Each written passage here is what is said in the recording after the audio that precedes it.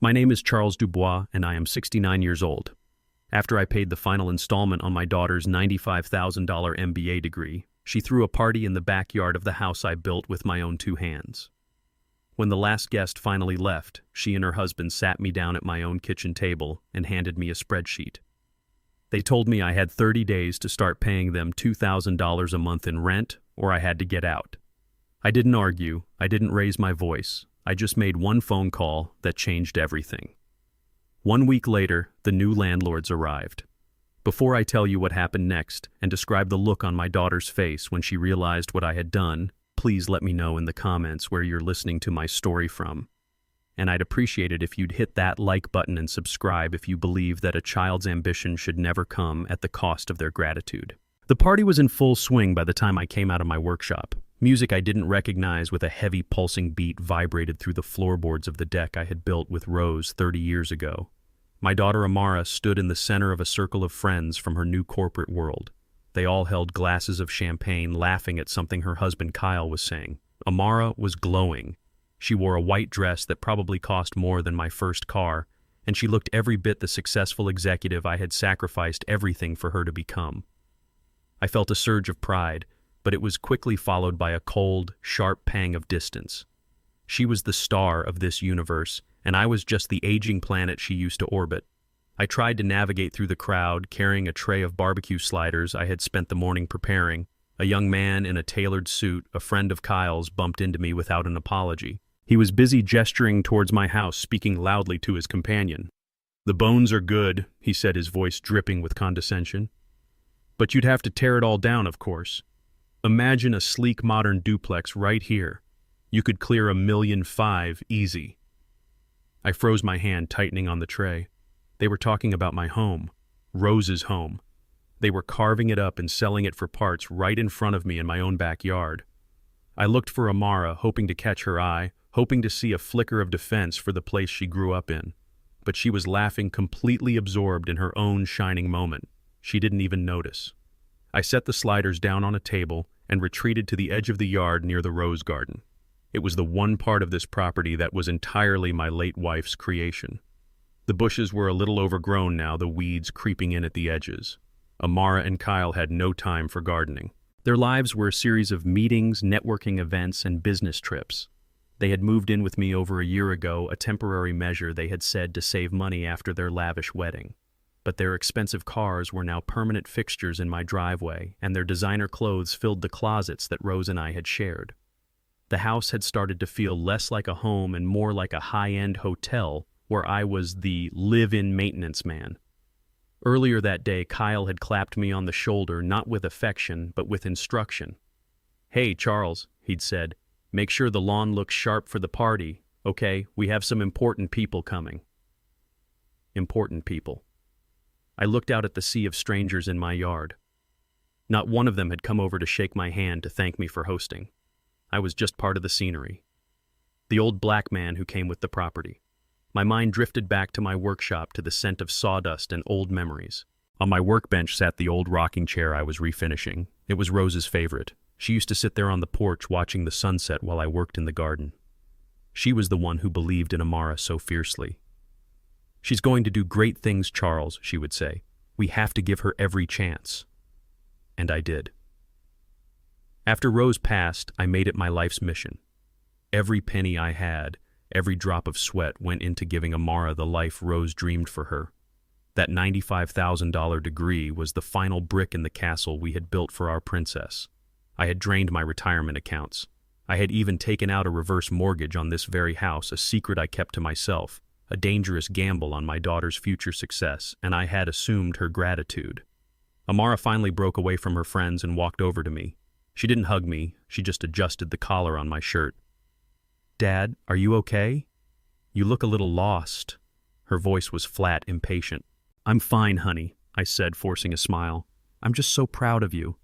"I know," she said, her eyes already scanning the crowd, looking for someone more important to talk to. "Oh, Kyle needs me. Try to mingle, Dad. Don't just stand over here by yourself. It looks strange." She turned and walked away before I could respond, leaving me standing alone by her mother's roses. Hours later, the last car pulled away, leaving a profound silence in its wake. The backyard was a disaster of empty bottles and discarded plates. Inside, Kyle was at the kitchen table, his laptop already open, the screen glowing with charts and numbers. Amara was next to him, her party glow replaced by a hard, businesslike expression. They looked like a corporate merger, not a married couple. "Dad, sit down," Amara said, her tone leaving no room for discussion. "Kyle and I need to talk to you about something important." I sat, a feeling of dread coiling in my stomach. I thought they were going to talk about moving out, about finally starting their own life. I was wrong. Kyle turned his laptop towards me. On the screen was a spreadsheet full of line items, property taxes, homeowners insurance, utility bills, maintenance estimates. My name was at the top next to a column titled Current Contribution, which showed only my modest Social Security income. "Charles?" Kyle began, his voice smooth and rehearsed like he was delivering a pitch to an investor. "We've been running the numbers on this property. From a purely financial standpoint, it's an underperforming asset. The overhead is substantial and your income doesn't cover your share of the expenses." I stared at him confused. "My share, Kyle? This is my house. I own it. There is no my share."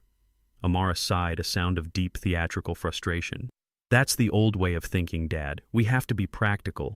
Kyle and I have been carrying the financial burden of this house for a year. We've been paying for groceries, the high-speed internet you use, the premium cable. It's not sustainable." I felt the blood drain from my face. I never asked you for any of that. You offered. You said you wanted to contribute." "Contributing is one thing," Kyle said, taking over again. "Subsidizing is another. Amara has her student loans to think about now. We have to build our future. We can't be anchored to the past." Anchored to the past. That's what I was to them. An anchor, not a father. Then Amara delivered the final blow. She slid a printed copy of the spreadsheet across the table. One line at the bottom was highlighted in yellow. "Resident contribution requirement, $2,000 per month." "We think this is more than fair," she said, her voice cold, devoid of any emotion. "It's what a room would rent for in this neighborhood, probably more. You have 30 days to make the first payment. If you can't, well, you'll have to look for a more affordable living situation. We need to maximize the potential of this house." I looked from the paper to my daughter's face. I searched for a sign, any sign of the little girl I used to carry on my shoulders in the very yard where she had just hosted her party. I saw nothing. Just a stranger with my daughter's eyes. A stranger who had calculated my worth and found it lacking. My love, my sacrifice, my entire life's work building this home for her, none of it mattered. It hadn't even earned me a place in their financial plan. All the pride I had felt just hours before curdled into a grief so profound, it stole the air from my lungs. My wife was gone. My daughter was a stranger. And the house this sanctuary built on love had just been turned into a rental property where I was the first tenant facing eviction. I didn't yell. I didn't beg. A lifetime of quiet dignity settled over me like a shroud. I slowly stood up from the table, picked up the spreadsheet, and folded it neatly in half. I looked my daughter in the eye. "I hear you," I said. And in that moment, in the deafening silence of my own kitchen, a cold, clear plan began to form. A plan to honor Rose. A plan to remind my daughter what a legacy truly is. I did not raise my voice. I did not ask them to repeat themselves. I simply stood there for a long moment, the spreadsheet still folded in my hand, its sharp crease a thin white scar. I looked at my daughter Amara, and for the first time I felt like I was looking at a complete stranger. The bright, loving girl I had raised was gone, and in her place was this cold, calculating woman with a business plan for my life. Her eyes, the same deep brown eyes as her mother's, held no warmth, no flicker of doubt or shame. They were the eyes of a CEO evaluating a failing department, and I was the department being downsized. Her husband Kyle sat beside her with a small, triumphant smirk on his face, the look of a man who had just closed a successful, if hostile, takeover. The ticking of the old clock on the wall, the one my mother-in-law had given us for our wedding, seemed to grow louder in the silence, each tick counting down the seconds of the life I thought I had. I could almost hear Rose's voice, a soft whisper from a time when this kitchen was filled with the smell of baking bread and laughter, not the cold scent of betrayal. I let out a breath I didn't realize I had been holding. It wasn't a sigh of defeat. It was something else, something harder. It was the sound of a door closing, a final heavy door shutting on the past. Without another word, I turned from the table. My movements felt slow, deliberate, as if I were moving through deep water.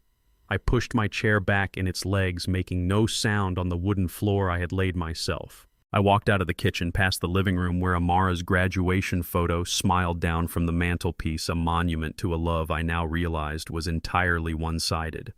I did not look at it. I did not look back at them. I could feel their eyes on my back, expecting an argument, a plea, an emotional outburst. I gave them nothing. I gave them only my silence. I walked to the back door, my hand closing around the familiar cool brass of the doorknob. This door led to my sanctuary, my workshop, the one place on this property that was still mine, a place built not for financial gain, but for the simple joy of creating something real and lasting with my own hands. As I opened the door, the rich scent of pine and cedar washed over me, a comforting balm on a fresh wound. I stepped inside and closed the door behind me, the solid click of the latch sounding like the cocking of a gun. The battle had been declared. And in the quiet solitude of my workshop, surrounded by the honest company of my tools, I would finally begin to plan my response. The hours that followed bled into one another, marked only by the slow march of moonlight across the dusty floor of my workshop. I didn't turn on the main overhead lights. I didn't want their harsh, honest glare. I just sat on a low stool, the same one I'd used for 50 years, surrounded by the silent, steadfast company of my tools. My saws hung on the wall like dormant soldiers. My hammers and chisels lay in their designated spots, their worn wooden handles shaped by the grip of my own hand. These were things I understood. They were honest. They did what they were meant to do, no pretense, no betrayal. My mind kept replaying the scene in the kitchen. Amara's cold voice, Kyle's smug face, the spreadsheet that quantified my life into a liability. The pain was a physical thing, a heavy, suffocating weight in my chest. Each time I closed my eyes, I saw them, and the grief was so sharp it felt like one of my own chisels was being driven into my heart. To escape it, I let my mind drift further back through the years, searching for a time when this piece of land was not a source of conflict, but a field of dreams. I remembered standing here with Rose right on this very spot when it was nothing but tangled weeds and red Georgia clay. We were young, barely had 2 nickels to rub together, but we had this land bought with every penny we'd saved. I remembered the sweat on her brow as we cleared it ourselves, her laughter echoing through the pines as she hauled away branches nearly as big as she was.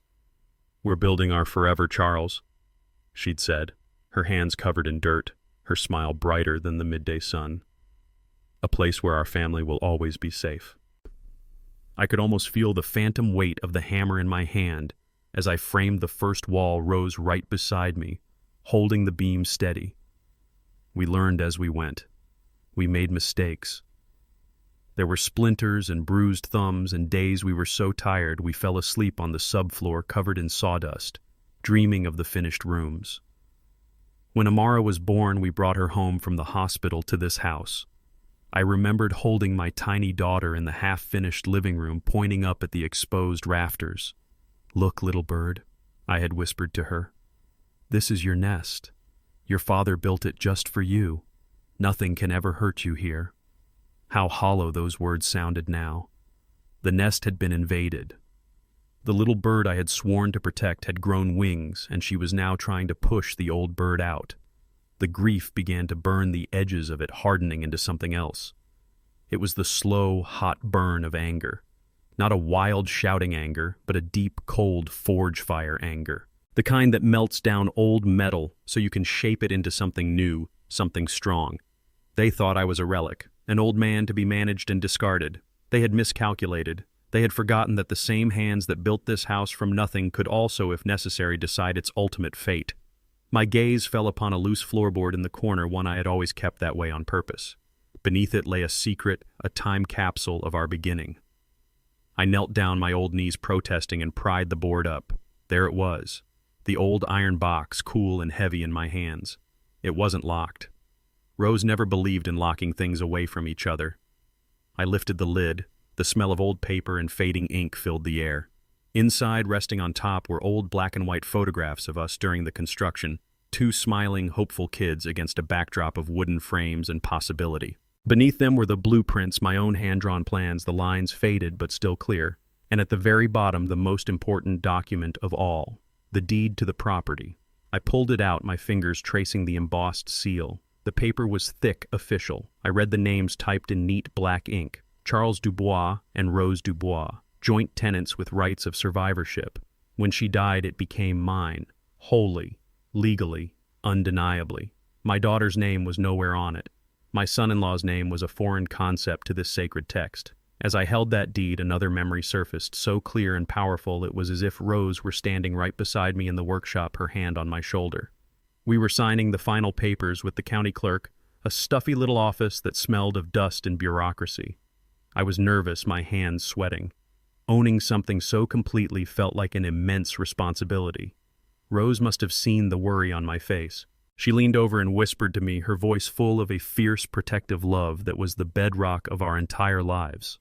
"Charles," she said, "listen to me. People will see this land, this house, and they'll see its value in dollars. But that's not its real worth. Its real worth is in its purpose. Make sure this house always protects the family, Charles. Not just serves it. Protects the family, not just serves it." The words echoed in the silent workshop, and suddenly everything became clear. The anger cooled, solidifying into pure, unshakable resolve. Amara and Kyle saw this house as something to be served by, a resource to be exploited, an asset to be liquidated for their startup fund. They had forgotten its purpose. Rose's purpose. My purpose. They wanted to turn this sanctuary into a business transaction. They had handed me a spreadsheet. But I held the deed. I would not let them corrupt her legacy. I would not let them turn our home into a monument to their greed. I had to protect the family.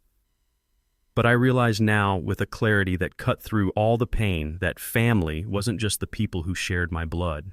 It was the values we stood for. It was the community we were part of.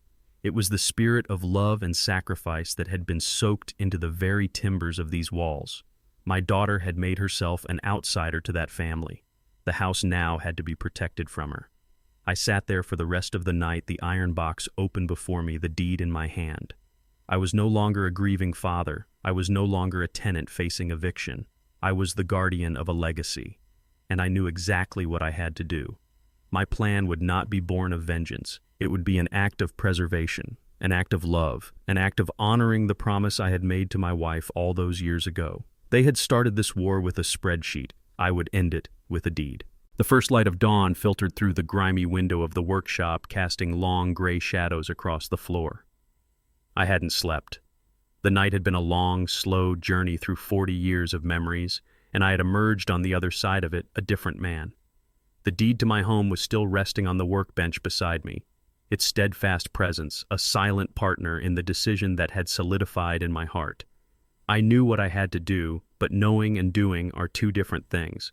For a long while, I just sat there watching the dust motes dance in the morning light, my old flip phone feeling as heavy as a brick in my pocket. My hand hovered over it a dozen times. A part of me, the father in me, screamed in protest. This was my child, my Amara. Making this call felt like a betrayal in itself, an admission of failure. A good father should be able to solve his family's problems without lawyers and legal documents. A good father should be able to reach his daughter's heart. I imagined her waking up, coming to find me, her face full of remorse. I imagined her saying it was all a mistake, that Kyle had pushed her into it. I clung to that sliver of hope, that fantasy, because the alternative was too painful to fully accept. The alternative meant that the daughter I loved was truly gone. But then my eyes landed on the spreadsheet they had left on the kitchen table. I had brought it out to the workshop with me, this cold, cruel ledger of my worth. I picked it up, its flimsy paper, a stark contrast to the heavy, dignified deed. I read the words again. Resident contribution requirement. Underperforming asset. It was the language of a hostile takeover, not of a family. They had already fired the first shot. They had already turned our home into a battlefield. My silence, my inaction would not be an act of love. It would be an act of surrender. And I thought of Rose's words again, as clear as if she were whispering in my ear.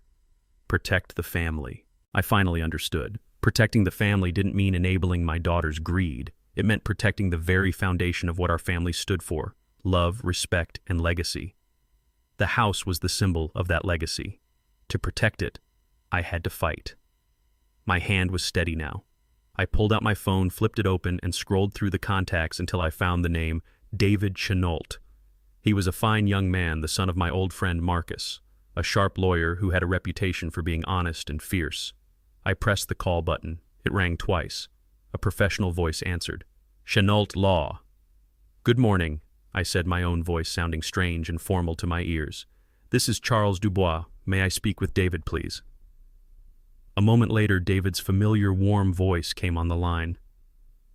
Mr. Dubois, it's good to hear from you. Is everything all right? Everything is fine, son. I lied, keeping my voice even. I need to ask for your professional advice. It's about my property. I need to see you as soon as you can make the time. There was a brief pause. Of course, Mr. Dubois.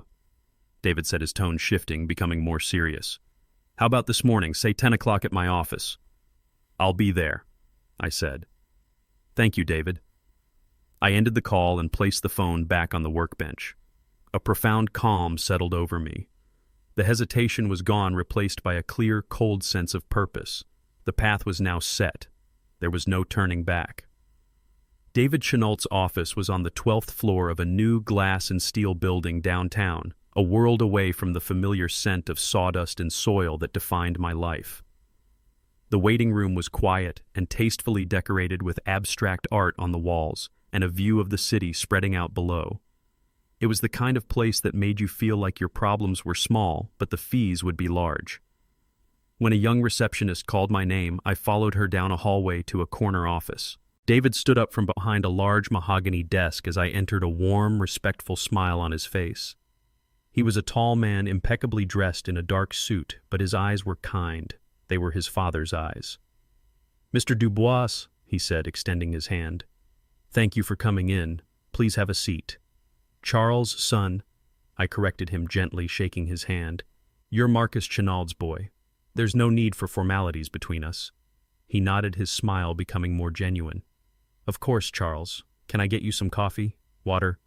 No, thank you, I'm fine, I said, sitting in one of the leather chairs opposite his desk. I placed my old, worn briefcase on my lap, but didn't open it yet. The words I needed to say felt lodged in my throat. It is one thing to feel betrayed. It is another thing entirely to speak that betrayal out loud, to give it shape and sound and make it real. David sat down, his professional demeanor returning, but the kindness in his eyes remained. You said on the phone it was about your property. Is everything okay? I took a deep breath. No, son, it's not. I started slowly, my voice a little unsteady at first. I told him everything. I told him about Rose, about building the house, about our dreams for Amara. I told him about the sacrifices, the $95,000 tuition, the reverse mortgage I had taken out, believing I was investing in my daughter's future. Then I told him about the party, the coldness of my daughter and her husband, and the final crushing conversation in the kitchen. My voice didn't crack, but every word was heavy-coated in a grief that was still raw. When I was finished, I reached into my briefcase. I pulled out 2 documents and placed them side by side on the polished surface of his desk. The first was the deed to my home, its old, thick paper, a testament to its history. The second was the spreadsheet Amara had given me, its crisp white paper and sharp black font, feeling like a violation. David looked at me, his expression a mixture of sympathy and a quiet, simmering anger on my behalf. He said nothing for a long moment. He just looked from my face to the 2 documents on his desk. Then he picked up the spreadsheet. He read it carefully, his eyes scanning each line item. A muscle in his jaw tightened. He set it down gently as if it were a piece of contaminated evidence. Then he picked up the deed. He read it with the same focused attention, his fingers tracing the names. He looked up at me, his face cleared of all emotion, now replaced by the sharp, focused look of a lawyer. Charles, he began, his voice firm and clear, let's start with the legal facts so there is absolutely no confusion. First, this deed is ironclad. The property located at 452 Juniper Street was purchased and held by Charles Dubois and Rose Dubois upon Mrs. Dubois' passing, sole ownership transferred to you. Your name is the only name on this title. Your daughter Amara has 0 legal ownership claim to this house. Her husband has even less. Is that clear? I nodded, a small bit of the weight on my chest lifting. Yes. Good, he continued, leaning forward. Second, the reverse mortgage. I assume they know about this. I don't think so, I admitted. I never told them. That's probably for the best, he said. A reverse mortgage is a lien against the property's equity. It's a loan that becomes due when the owner you either sells the property or passes away. The bank has a claim to be repaid from the proceeds of the sale, but it does not give them or anyone else ownership rights. As long as you live in that house and pay your taxes and insurance, you are the owner. Period. He paused, then gestured to the spreadsheet. This document, he said, his voice laced with professional contempt, is legally meaningless. It is, however, an astonishingly clear piece of evidence of intent. In a court of law, a prosecutor might call this a textbook example of an attempt at elder financial abuse. It's an attempt to extort money from you under the threat of making you homeless. The words hung in the air. Elder financial abuse. I had never thought of it in those terms. It sounded so clinical, so harsh, but it was the truth. David leaned back in his chair, his focus softening slightly. So the law is entirely on your side, Charles. You could have them legally evicted for trespassing if they refuse to leave. We could send them a cease and desist letter tomorrow. They have no leg to stand on. He paused, looking at me intently. The real question is, what do you want to do? This was the moment, the crossroad. I could choose the path of anger, of eviction, of severing all ties. Or I could choose something else. I thought of Rose's words, the promise I had made to myself in the workshop. I don't want to destroy her, David, I said, my voice quiet but firm. She is still my daughter, no matter how lost she's become. But I cannot let this stand. I can't let them take what Rose and I built and turn it into nothing more than seed money for their next venture. It's not about the money. It's about respect. It's about legacy. I want to honor my wife. I explained to him the promise Rose had extracted from me, that the house should protect the family, not just serve it.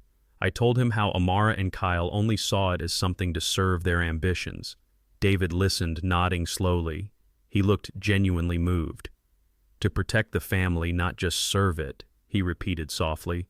My own grandmother used to say something like that. He tapped a pen on his desk, thinking, Okay, Charles, I understand. This isn't just about getting them out. It's about preserving the soul of your home. He stood up and walked to the window, looking out over the city. Eviction is one option. It's clean, but it's brutal. And it doesn't solve the bigger problem. They'll just move on thinking they were cheated out of something that was rightfully theirs. They won't learn anything. He turned back to face me. But there are other options, more creative ones. We're in a unique position here. You have total control of a highly valuable asset in a rapidly gentrifying neighborhood. My heart started beating a little faster. This was it, the shift from defense to offense. What kind of options? I asked. Well, David began, a thoughtful, strategic glint in his eye. You could sell it, of course, take the money and live comfortably for the rest of your days. Or you could do something that makes a statement. Something that honors Rose's wishes in a very public, very permanent way. There are organizations, community land trusts, nonprofits that are desperate to get properties like yours to preserve affordable housing or create community spaces.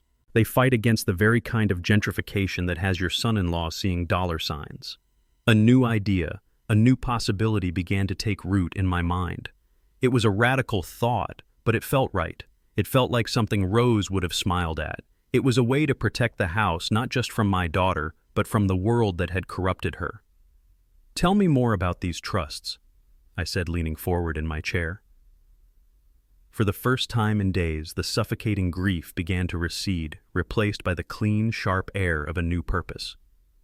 The plan wasn't fully formed yet, but standing in that office with a strong ally by my side and the memory of my wife's promise as my guide, I knew I was no longer a victim. I was a builder again, and I was about to build a fortress around my wife's legacy. After my meeting with David, I came home with a heavy heart but a lightened step.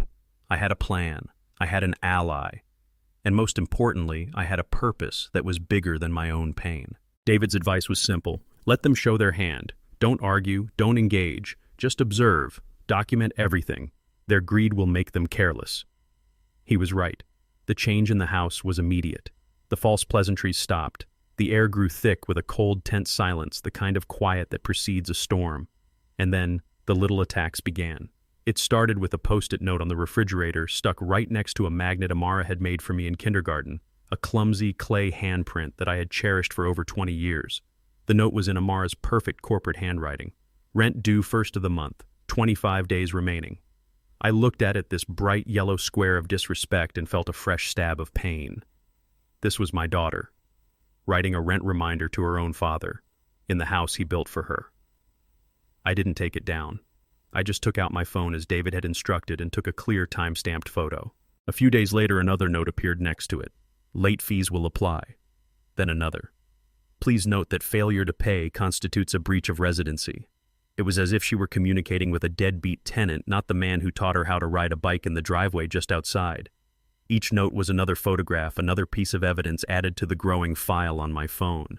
Their next tactic was more insidious. They started having loud conversations always when they knew I was within earshot. I'd be in the living room trying to read, and they would be in the kitchen, their voices carrying clearly. I was looking at some designs online, Kyle would say, his voice full of false enthusiasm. Once your dad's room is freed up, we could knock down that wall and make a huge master suite. Think of the resale value. Or a home gym, Amara would reply, her voice just as loud. I've always wanted a Peloton. I would just sit there, my book open on my lap, my heart pounding a slow, heavy rhythm of fury and grief. But I would discreetly slide my phone from my pocket, place it on the end table beside me, and press record. The first time I did it, my hand trembled. It felt like a violation spying on my own child. But then I heard Kyle laugh and say, he'll have to downsize to a tiny apartment anyway. We'd be doing him a favor by taking this big old house off his hands. And the trembling in my hand stopped. They were not my family having a private conversation. They were business partners discussing the disposal of an inconvenient asset, and I was simply gathering data. The final escalation, the act that solidified their utter lack of respect, happened the following week.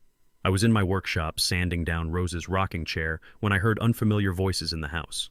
I walked inside to find Kyle giving a tour to a stranger, a man in a slick suit with a clipboard and a measuring tape. Kyle didn't even have the decency to look ashamed.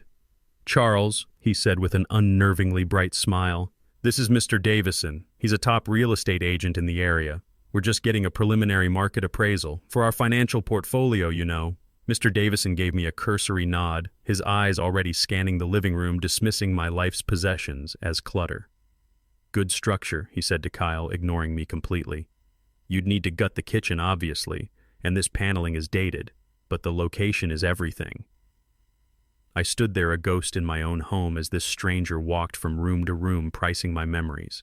He pointed out the inadequacies of the bathroom Rose and I had tiled ourselves. He called the bedroom where my daughter was born a convertible office space. The violation was so profound, so absolute, that the anger inside me burned away the pain, leaving only a cold, hard clarity. They were not just trying to push me out. They were trying to erase me, to erase Rose. The agent then came to the door of my workshop. He peered inside at my tools, my stacks of lumber, the half-finished projects. He wrinkled his nose. And this, he said with a dismissive wave of his hand, could be converted back into a 2-car garage. That would add significant value. I didn't say a word. I just looked at Kyle, my expression unreadable. I let him see me standing there taking it all in. I wanted him to think I was defeated, a helpless old man watching his world being dismantled. I let him underestimate me. It was the greatest weapon I had. As they walked away discussing commission rates, I took out my phone. I didn't have a recording this time, but I made a detailed note with the date, the time, and the agent's name. It was more than enough. David had told me their greed would make them careless. He was right. They had just handed me all the proof I would ever need. The moment that erased all doubt, the moment that turned my quiet resolve into a weapon, came on a Tuesday evening. The sun had just set, painting the sky in strokes of orange and purple, the kind of peaceful twilight that Rose and I used to watch from the porch. I was in my workshop, the door cracked open just enough to let in the cooling air. I was sharpening the blade of an old hand plane, the rhythmic scrape of steel against stone, a familiar meditative sound. The house was quiet. Amara and Kyle had been working late, and for a few blessed hours the space felt like my own again. Then I heard their car pull into the driveway, followed by the sound of their voices on the back patio just outside the workshop door. They must have thought I was in the main part of the house watching television. They spoke in low, confidential tones at first, but as they settled into their patio chairs with glasses of wine, their voices grew louder, more careless. I kept working, the sound of my sharpening stone covering any small noises I might make. At first, it was just typical work chatter complaints about their bosses and talk of stock options.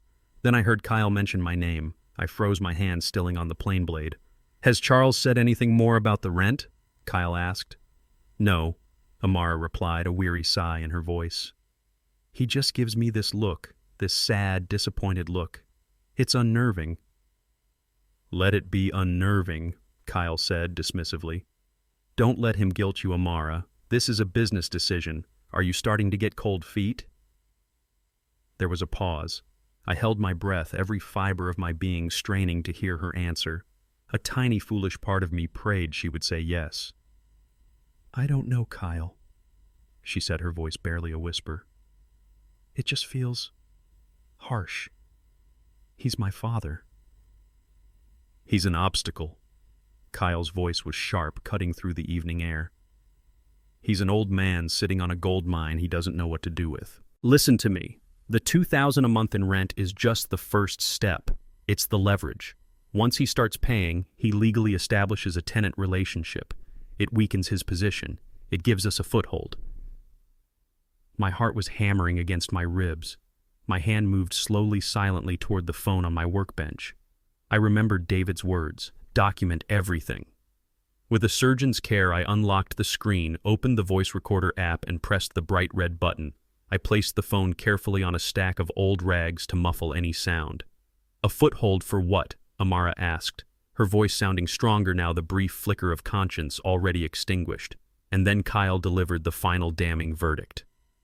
"For the home equity line of credit, honey. That's the real prize.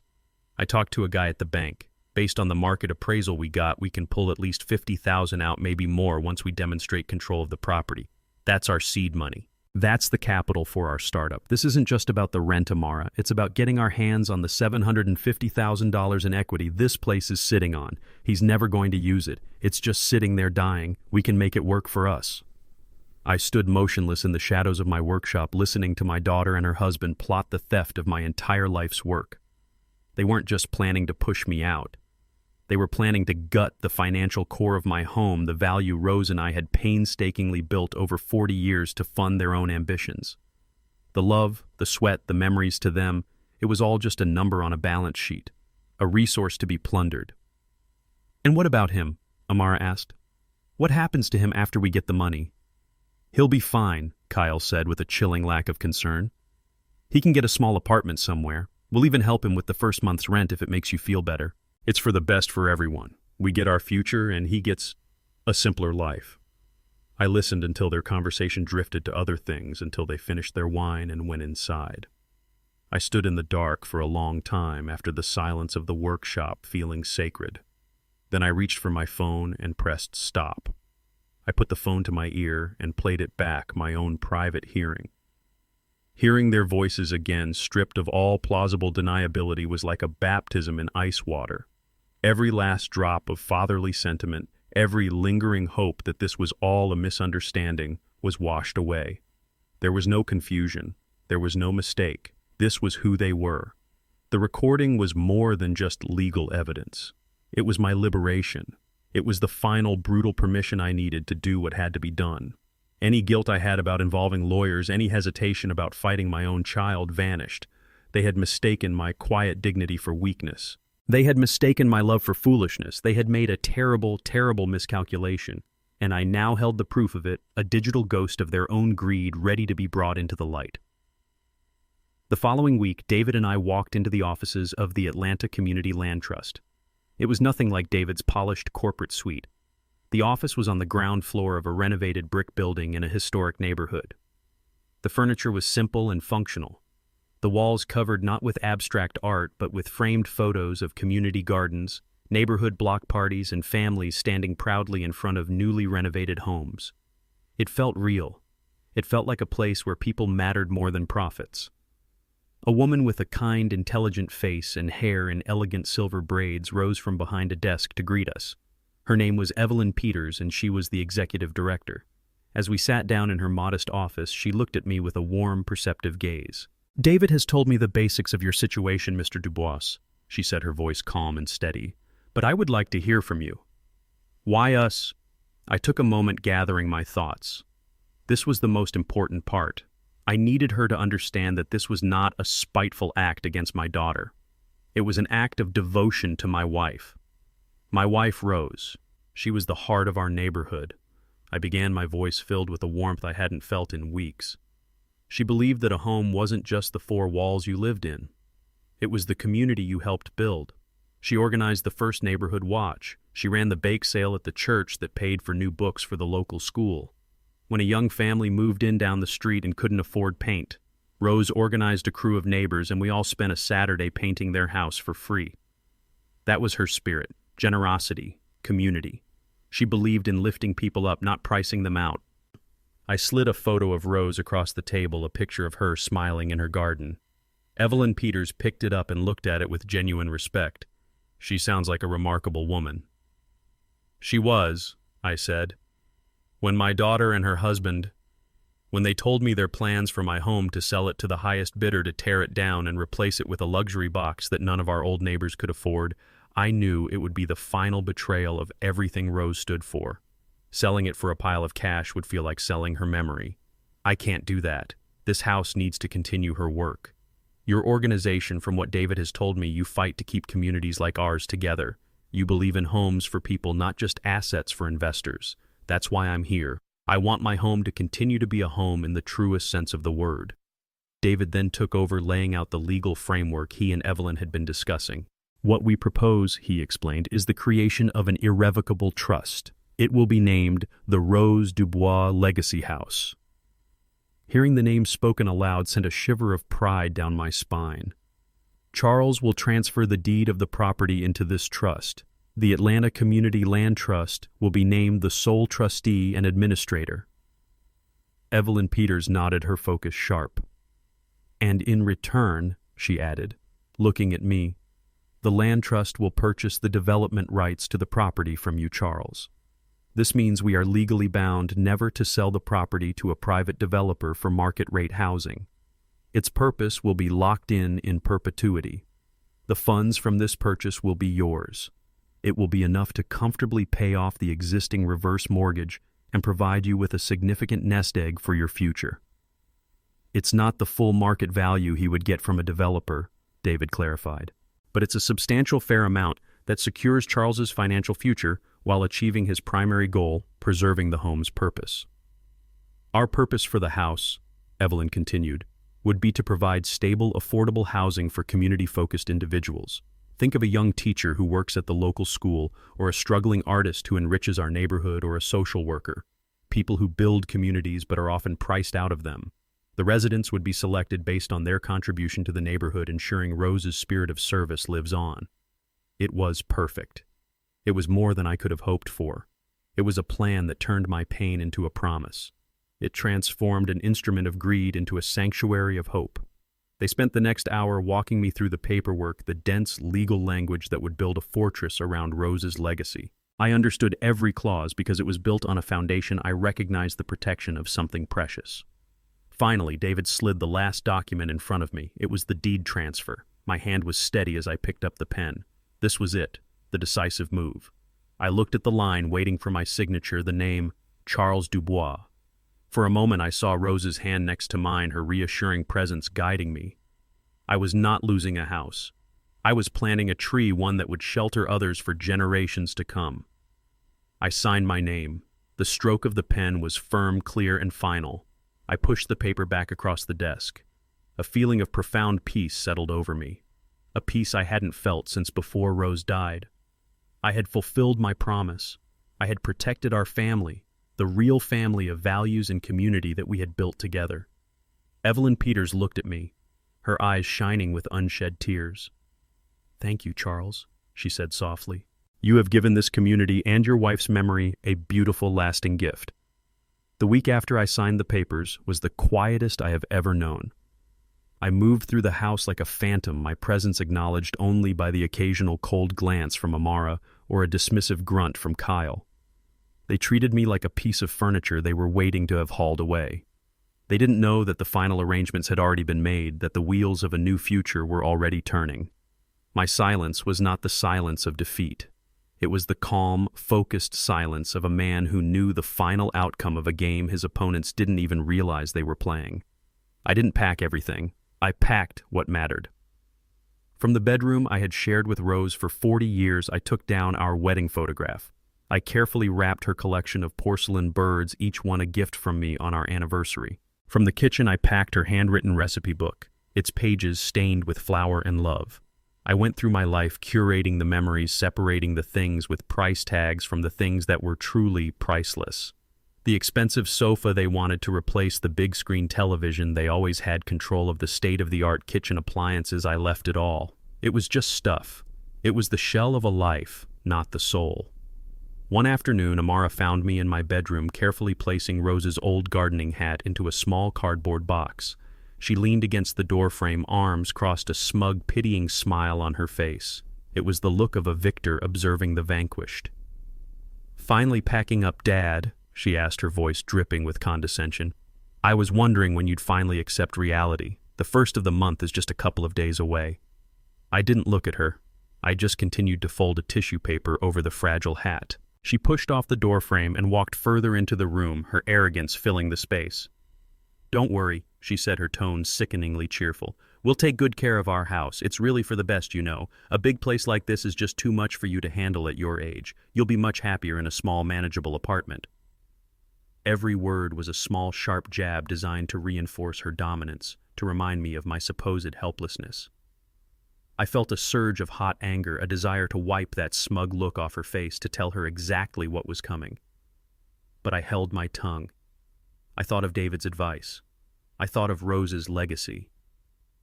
My victory would not be in a shouting match. It would be in the quiet, undeniable execution of a promise. I finally looked up at her, my expression calm, my eyes holding hers for just a moment. I let her see the sadness there, but I did not let her see the strength. "I'm just getting a few of your mother's things in order, Amara," I said, my voice even. "Just making sure they're safe." My quiet response seemed to fuel her confidence. She scoffed a short, ugly sound. "Right. Well, don't take too long. Kyle and I are already looking at paint swatches for this room." With a final dismissive glance, she turned and walked out, her heels clicking importantly down the hall. I stood there for a long time after she left, the silence returning.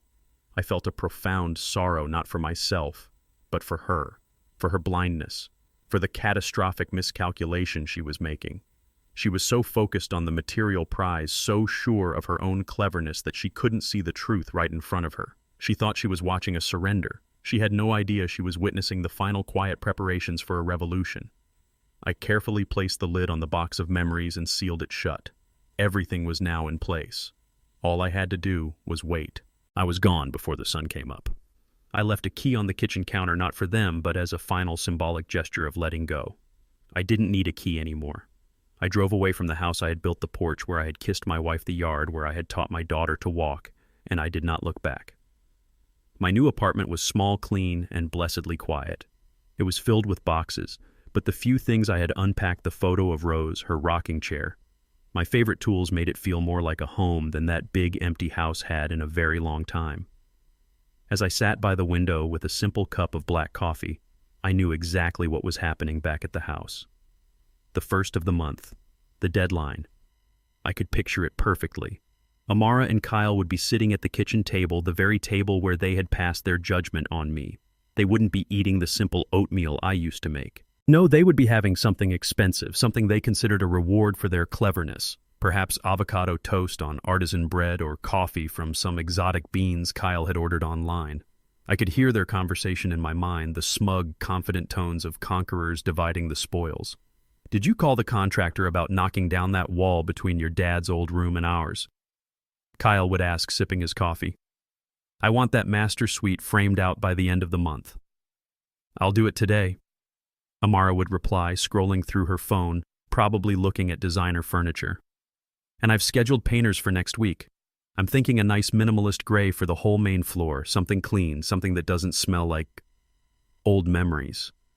They would laugh. They would talk about the home equity line of credit as if the money were already in their bank account. They would plan the launch of their startup, a future funded by the legacy they had just destroyed. I'm sure they mentioned me. A passing, pitiful thought. "I guess he finally got the message," Kyle would say with a shrug. "It's a shame it had to be this way, but he'll be fine. We did what was necessary."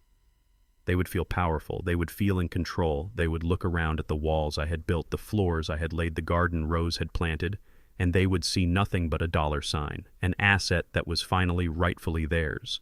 They were toasting to their bright new future, a future built on the ashes of their past, completely unaware that their eviction notice was already signed, sealed, and on its way.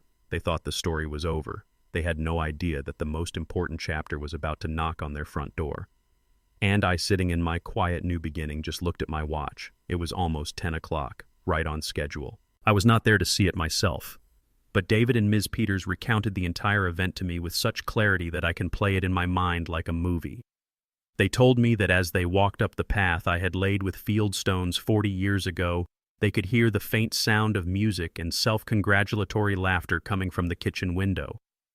They were celebrating their victory, completely unaware that their world was about to be turned upside down. The doorbell, David said, chimed with a cheerful melodic sound, a stark contrast to the news they were about to deliver. Kyle opened the door. He was holding a half-eaten piece of toast, a smear of avocado on his lip. He had a confident, annoyed look on his face, the look of a man whose important breakfast had been interrupted by a lesser being. He saw David, a well-dressed black man, flanked by Ms. Evelyn Peters and her associate, and his expression immediately became dismissive. "Can I help you?" he asked, his tone implying that whatever they were selling he wasn't buying. "Are you Kyle Peterson?" David asked, his voice calm and professional. "I am," Kyle said impatiently. "Look, if this is about a donation, we're not interested." Amara appeared behind him, drawn by the interruption. She looked from David to Ms. Peters, a flicker of curiosity in her eyes. "What's going on?" David met her gaze. "My name is David Chenault. I am an attorney, and these are my associates, Ms. Evelyn Peters and Mr. Harris from the Atlanta Community Land Trust. We are here on an official matter regarding this property." At the mention of an attorney, Amara's posture straightened. She and Kyle exchanged a quick, knowing glance. They thought this was about me. They assumed I had hired some small-time lawyer to make a feeble last-ditch effort. Kyle's dismissiveness morphed into outright arrogance. He leaned against the doorframe, a smirk playing on his lips. "Okay," he said slowly, as if speaking to a child. "I think I know what this is about. If this is about my father-in-law, Charles Dubois, you can speak directly to us. We are handling his affairs now." David allowed a small, cold smile to touch his lips. "Actually," he said, the word hanging in the air for a moment, "we're not here about Charles Dubois's affairs. We're here on behalf of the new legal administrators of this property." That was the first crack in their composure. A look of genuine confusion passed between them. "The what?" Amara asked, her brow furrowed. "What are you talking about? We live here. This is our house." It was a lie, a desperate assertion of a reality that was already slipping through their fingers. This was Ms. Peters' cue. She stepped forward, her presence exuding a calm, unshakable authority. She held a leather-bound folder in her hands. "I believe there has been a significant misunderstanding," she said, her voice gentle but firm as steel. "My name is Evelyn Peters. As I believe Mr. Chenault mentioned, I am the director of the Atlanta Community Land Trust. As of 9 a.m. Tuesday 3 days ago, the property located at 452 Juniper Street was legally and irrevocably transferred into a trust. That trust is named the Rose Dubois Legacy House. The Atlanta Community Land Trust is the sole trustee and legal administrator." David told me the change that came over their faces was breathtaking. The color drained from Kyle's cheeks, leaving his skin a pasty, sickly white. Amara's jaw literally dropped, her eyes wide with a mixture of shock and disbelief. "No," she stammered, shaking her head. "No, that's impossible. That's a lie. My father, he couldn't do that. He wouldn't do that. This is our house." "I assure you it is very much possible, and it is the legal reality," David said calmly. He opened the folder Ms. Peters was holding and pulled out a document. "This is a certified copy of the deed transfer signed by the sole legal owner, Charles Dubois, and filed with the Fulton County Clerk's office. It is a matter of public record." He held it out for them to see, the notary's seal and my own signature, clear and undeniable. Kyle, the finance guy, desperately scrambled for a loophole, his mind racing. "The mortgage?" he sputtered. "There's a reverse mortgage on the property. The bank has a claim." He looked triumphant for a split second, as if he had found their mistake. David didn't even blink. The outstanding lien from the reverse mortgage was accounted for and has been settled by the trust as part of the acquisition agreement. It is no longer your concern. Every escape route was being sealed off. Every lie they had built their future on was being dismantled brick by brick right on their doorstep. Amara looked like she was about to be sick. "So what does this mean?" she whispered, her voice trembling. "Ms." Peters answered, her tone still gentle, which somehow made the words more devastating. "It means that this house is no longer a private residence to be bought and sold. Its purpose in honor of your mother's legacy of community service is to provide affordable housing to individuals who contribute to this neighborhood. As the current occupants, you no longer have any legal right to reside here." She let that sink in before delivering the final crushing blow. "You could, of course, submit an application to the trust to be considered as tenants," she said, pausing for a beat. "However, given the evidence provided by Mr. Dubois, including detailed notes and a rather explicit audio recording of your intentions to fraudulently leverage this property for personal gain, I must inform you that it is a certainty your application would be denied." David then stepped forward and handed Kyle an envelope. "This is your official written notice," he said, his voice flat and final. "You have 30 days to vacate the premises. As of that date, the locks will be changed. Any possessions left behind will be considered abandoned and will be disposed of. We wish you the best in finding a new residence." And with that, they turned and walked away. David told me he didn't look back, but Ms. Peters did. She said Amara and Kyle were still standing in the open doorway, frozen the envelope in Kyle's limp hand. They were two statues of greed and arrogance standing on the threshold of a home that was no longer theirs, their meticulously planned future shattered into a million pieces around them. David told me that for a full 10 seconds after they turned and walked away, Amara and Kyle didn't move. They just stood in the doorway, the eviction notice hanging from Kyle's fingers, as if they were statues carved from pure disbelief. The professional calm of the encounter was shattered by a single raw sound. A scream. It wasn't a word, just a noise of pure animalistic rage that ripped from Amara's throat. The sophisticated MBA vanished, replaced by a furious, thwarted child. "No!" she shrieked, her voice cracking. "You can't do this! You can't just steal my house!" David and Ms. Peters stopped at the edge of the driveway and turned back, their expressions impassive. Kyle, jolted into action by his wife's hysteria, seemed to find his voice, a voice trembling with a mixture of panic and impotent fury. "This is illegal," he shouted, pointing a shaking finger at David. "This is coercion. We'll sue you. We'll sue the land trust. We'll sue my father-in-law for everything he has. He's an old man. He doesn't know what he's doing. You clearly took advantage of him, David." David told me, just stood there calmly and let him finish. He didn't interrupt. He didn't raise his voice. When Kyle finally ran out of breath, David responded, his tone as level and cool as a courtroom proceeding. "Mr. Peterson, you are, of course, welcome to pursue any legal action you see fit. However, I feel obligated to inform you that your father-in-law was represented by independent legal counsel, myself, at every stage of this process. We have a notarized affidavit signed by Mr. Dubois in the presence of witnesses attesting to his sound mind, his clear understanding of the agreement, and his unequivocal intentions. He was not coerced. He was empowered." The word empowered seemed to enrage Kyle even more. "We'll prove undue influence. We'll get him declared mentally incompetent."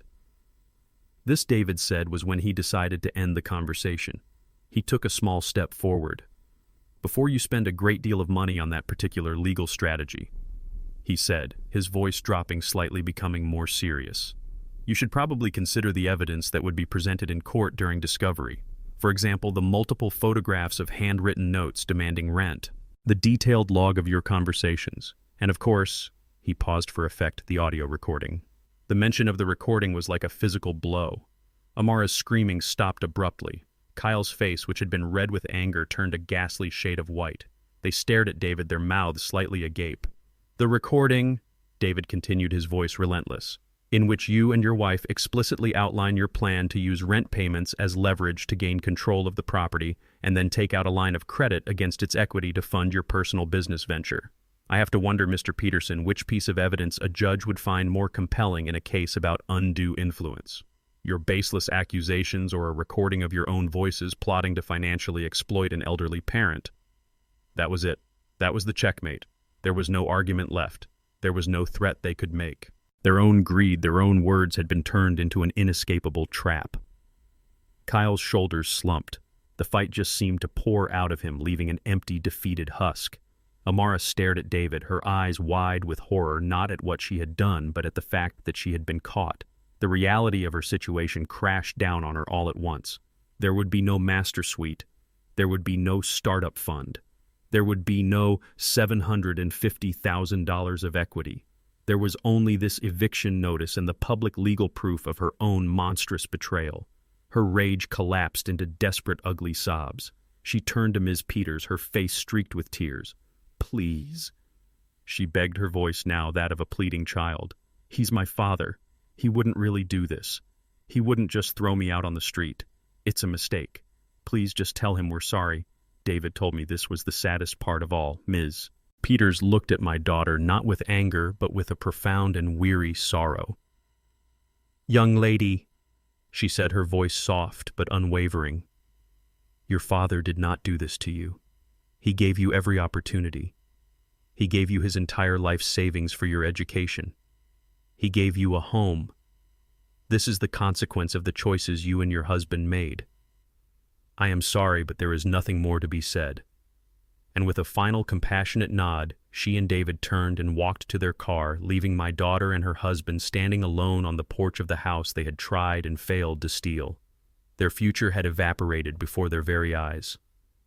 30 days later, the moving truck arrived. It wasn't from a high-end professional company. It was a cheap rented U-Haul, its sides scarred with the marks of 100 other hurried, unhappy moves. I wasn't there to see it, but one of my old neighbors, Mrs. Henderson, called me later and painted a vivid picture. She said it was a gray, drizzly morning, the sky weeping a soft, sad rain onto the lawn, a fitting backdrop for the quiet funeral of my daughter's ambition. Gone were the designer business suits and the air of effortless superiority. Mrs. Henderson said Amara wore old sweatpants and a stained hoodie, her hair pulled back in a messy, uncared-for ponytail. There were dark circles under her eyes. She moved with a listless, defeated energy, carrying boxes filled with expensive kitchen gadgets and designer shoes that now seemed absurdly out of place. There was no shouting, no anger left, just a hollow, bone-deep weariness. Kyle looked even worse.